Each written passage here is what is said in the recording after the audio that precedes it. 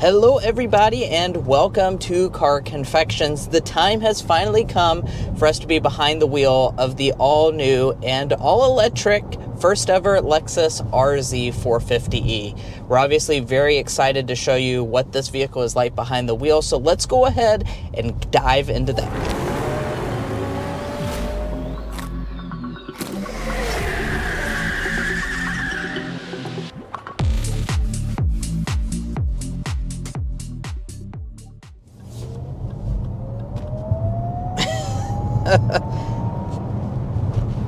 Whew, pretty quick. Yeah. Now, of course, this is an EV, so we know what that's all about. It's all about having that instantaneous torque and, really plenty of power. Now, in our part one, we kind of talked about some of the specs, so let's kind of dig into the specifications again to remind you and refresh your memory. So we have the 71.4 kilowatt hour lithium ion battery pack, and the power is going to be 313 horsepower. So that's, really nice amount of power. Yeah. For those of you keeping track, that is about 85 more horsepower than the BZ4X. So this isn't just exactly the same thing as a BZ4X. You have substantially more power on board, and you can really feel that. The BZ4X is kind of designed to, hit the mainstream a little more. And then, of course, this is being a luxury vehicle. So we have that higher expectation of more power. And indeed, this does feel really quick once you start accelerating. Yeah, obviously with that acceleration, I think the thing that we probably notice the most is the electric torque. That's really with any EV. You just have that instantaneous. As soon as you tap the throttle, it's gonna, give you the power that you need. If you're curious about a 0 to 60 time, Lexus rates this at 5 seconds flat. So this is quick. It's not just an illusion because it's an EV. This is actually a legitimately quick SUV for sure. Nice. It does have a little bit of a sound effect when you're accelerating.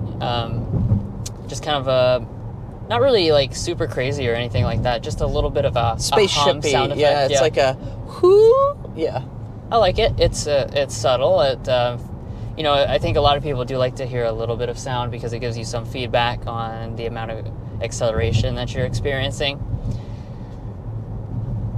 Now, this does have standard direct 4 all-wheel drive, and that's made possible because we have, both a front and rear electric motor.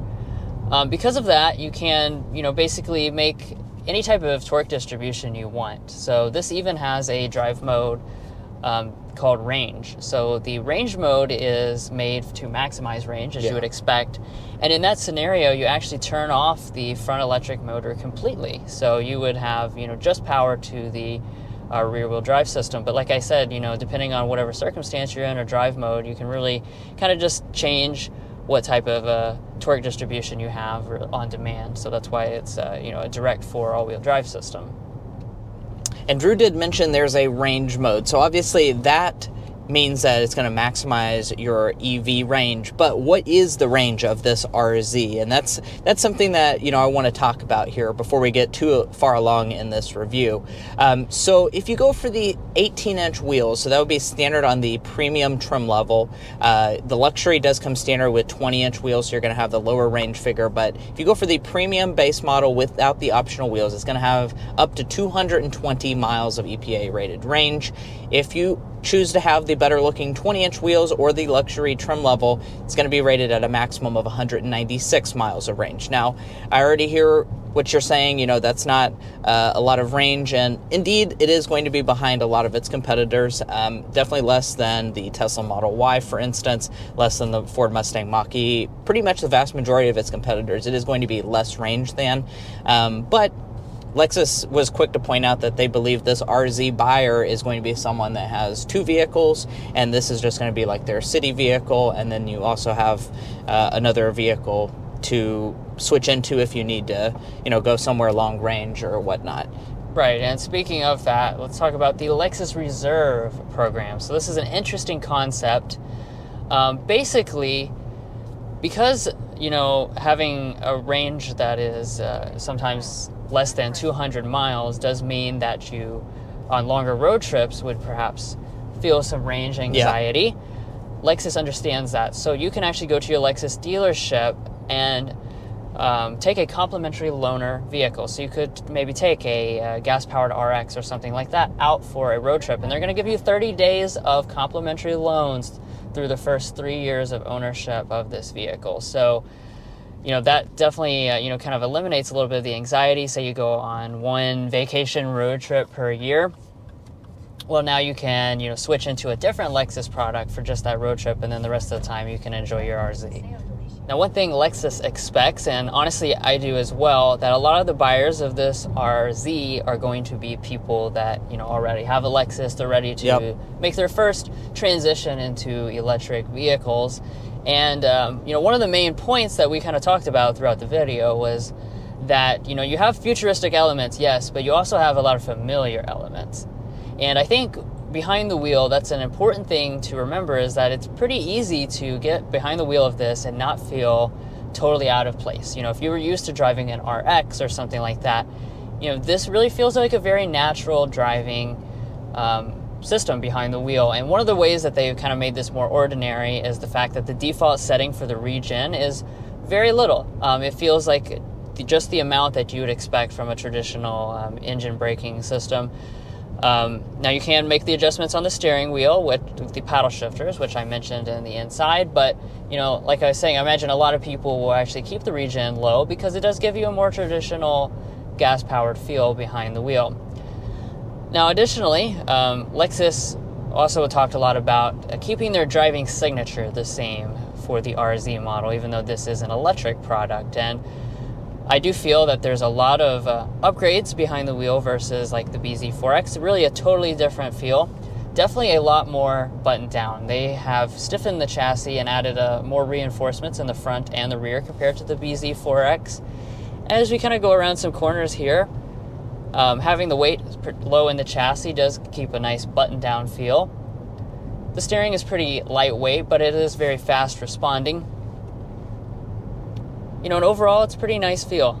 I do like that everything, does feel familiar to a, Lexus. Actually, it's a little bit sportier, than what you would expect in like an RX, for instance, which this has similar interior space to.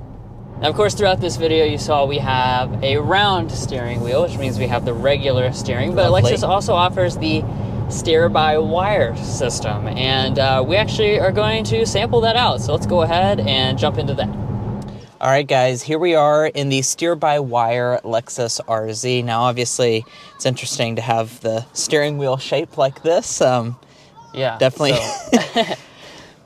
So how the system works, like before we start driving it here on this little course, essentially it is varying the steering ratio quite dramatically, in the sense that you actually don't need to turn the steering wheel even all the way around. So if you've seen a certain brand named Tesla, we drove a Model S with the yoke steering wheel, and they didn't really make any adjustments to the steering system. So you have to go hand over hand, but you have no top of the steering wheel, which obviously makes for an awkward maneuver. Yeah. With this, though, there's never a circumstance where you have to turn this more than just half of a turn. So Mason can actually demonstrate lock to lock. That's a locked. Fully lock.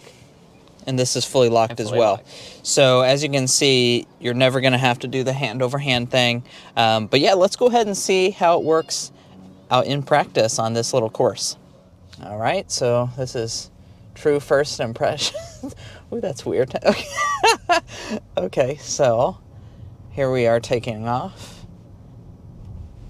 It's interesting because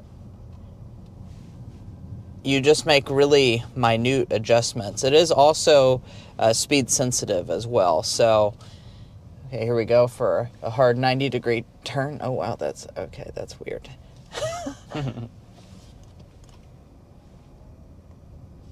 Very interesting. Okay. We're going to do a full turn here.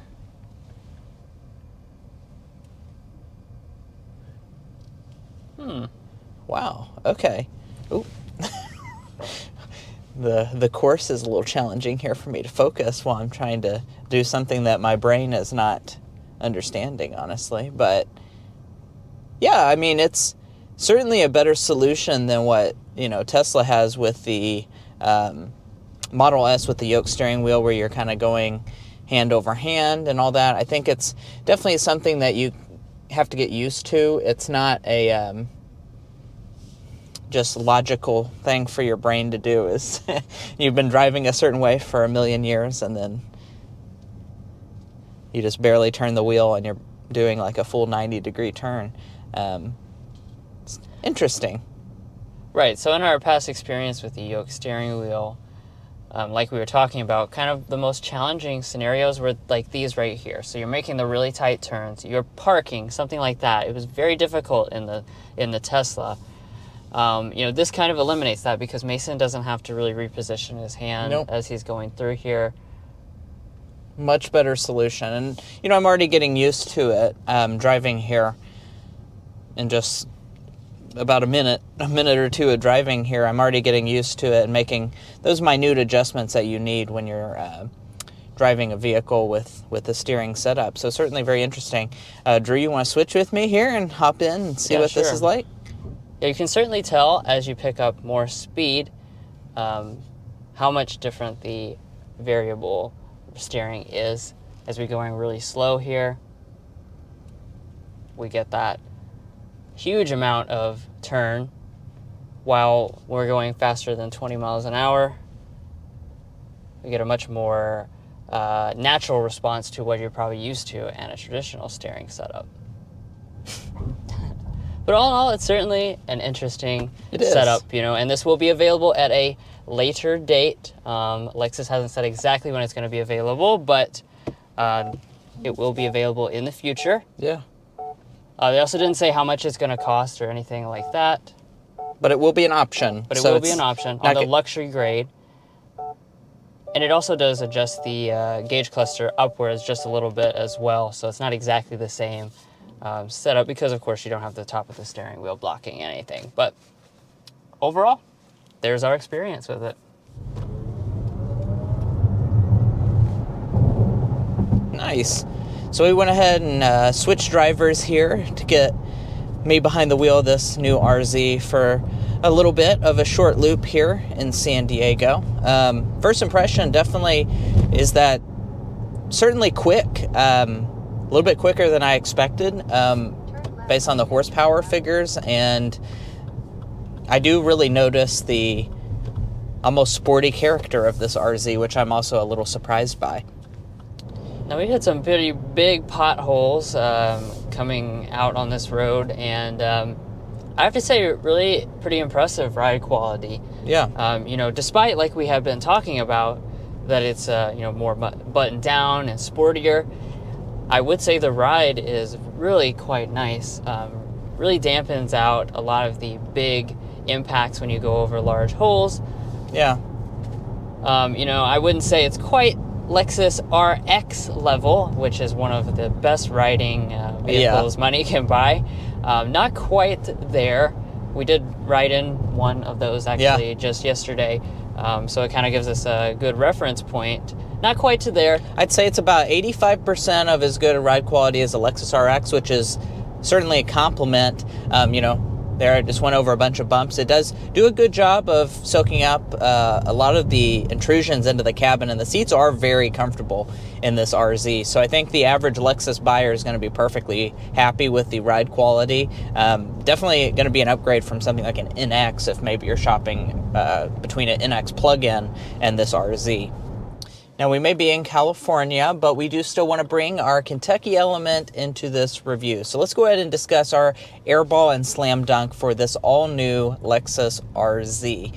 Now, I'm not going to reiterate a lot of this, but I will say our slam dunk today is just going to be that this RZ does a phenomenal job of making the transition pretty darn easy to go to EV if you're just used to a regular Lexus product. I think that's what Lexus has said, is that this is going to be a traditional Lexus buyer that just wants to make that first step, and they did a really good job of making sure that it feels like a traditional Lexus when you get behind the wheel and pretty much throughout the entire vehicle. Yeah, all the good characteristics of owning a Lexus, plus some new perks because you have an EV. However, you do also have that one major drawback, and that's that the range is pretty low, especially if you get the larger wheels. And as we know, you do often get worse range than even the numbers report once you factor in the weather conditions, climate controls, and cold and climate control and stuff like that. So that certainly is our airball for today, is just having that low range. It's kind of really just kind of ties with the lowest performing vehicles in the class, which would be like your XC40 Recharge and e-tron. Those have similar amounts of range, but are certainly not class leading compared to many other mainstream and luxury electric products.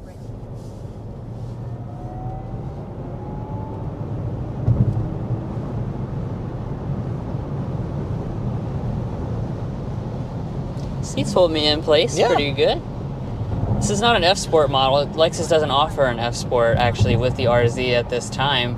But I do like the bolsters on the seats are still pretty aggressive, and even when you went around that corner fast, my body didn't like flail around or anything. Yeah, definitely has a nice feel. Now, we are going to be doing this on a highway, since here in Encinitas there's not a lot of good roads to get our sound level reading, but let's go ahead and get it going 55 miles an hour. Hopefully no one rams me off the road. I know the speed limit's a lot higher than that, but I'm going to drop her down to 55 here.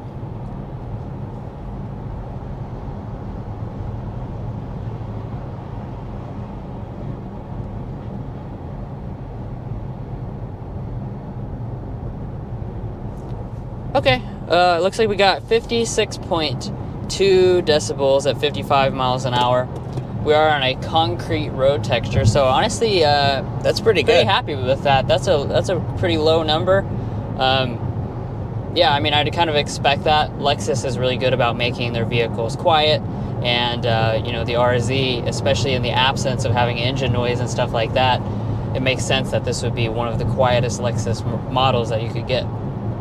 And this does, by the way, also have active noise canceling, so the car itself is trying to cancel out some of the ambient noises. So I guess it does work. Successful at that.